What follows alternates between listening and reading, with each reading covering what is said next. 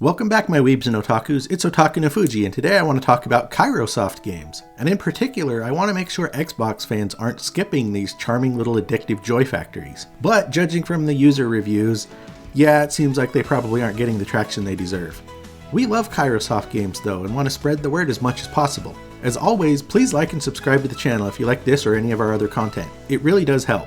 I know Kairosoft games have been around for a long time now on mobile, and they already have a large and dedicated fan base. But they have been exposed to a whole new audience on console platforms in recent years.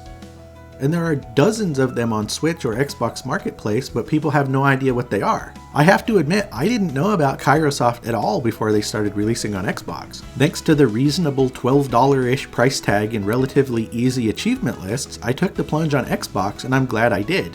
Kairosoft games rock. So for the uninitiated, what are Kairosoft games? Kairosoft is a Japanese game developer that has specialized in tycoon-style, incremental, semi-idle games based on various themes. The basics are that you make decisions, who to hire, how to train them, what they work on, what to research and develop next, where to expand and grow, etc, etc, etc, for your company or sports team or restaurant or whatever, and then the game basically plays itself as your employees do their work and customers come and go. It's not a true idle game because you have a ton of input into what your company is doing at all times, but you can also kind of let it grind for a while if you want.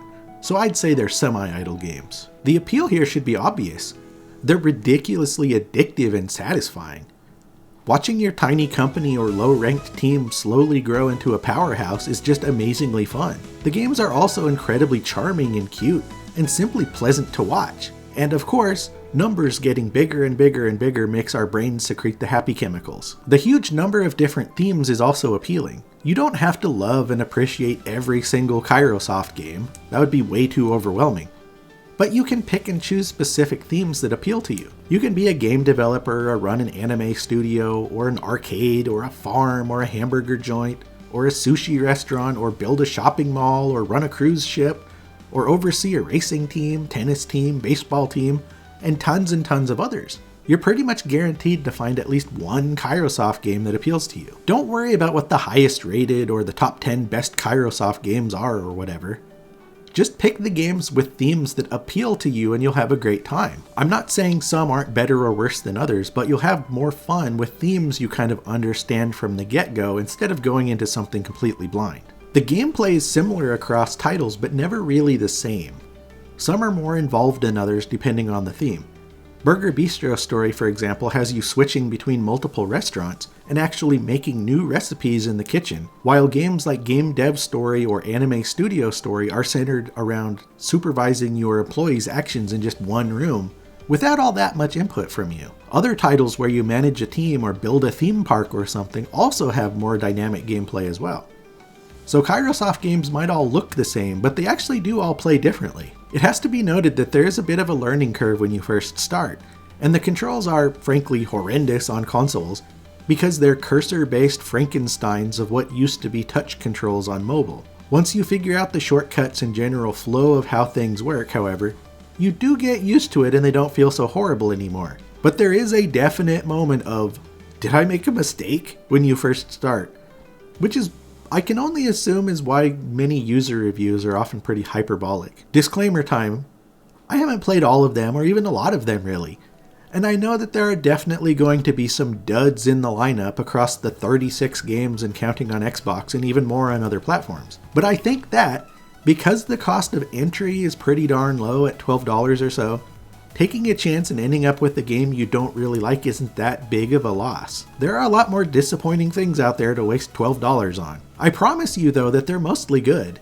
And for most of them, if you get over the hump and learn to play them the way you're meant to play them, Kairosoft games are well worth your time and effort. And boy, will you spend a lot of time with them. They are grindy and it takes 15 to 20 hours or more to get to the finish of most of them. But that time flies by because they are incredibly addictive. You unlock new abilities and upgrades and other stuff at a pretty insanely fast pace. So the numbers keep getting bigger and bigger and hours have passed by before you notice. And on Xbox and PlayStation, the achievements and trophies do a fantastic job of motivating you even further, because they are not very difficult 100% completions, just time consuming. It also has to be said that Kairosoft games are surprisingly relaxing, because it's actually pretty hard to fail at most of them. Even though the games are constantly giving you status updates and performance reports, and giving you the illusion that you're under pressure, you don't really have to worry about it that much. Unless you're just actively trying to make bad decisions and go super deep into debt with no way out, the games kind of self-correct your mistakes unless you're intentionally trying to lose, or you're just a moron. Playing badly usually just means it takes longer to reach your next goal. You learn from it and figure out how to do better. You actually can play most of them indefinitely if you want, as they usually have a new game plus where you carry some things over and start all over again. But I personally consider myself done with them when I get all of the achievements. The last achievement is always related to having the Kairosoft mascot Kairobot come and work for you, or eat at your restaurant, or join your team, or otherwise give you its approval. That is just ridiculously charming, and you always feel a true sense of pride that you managed to impress Kairobot.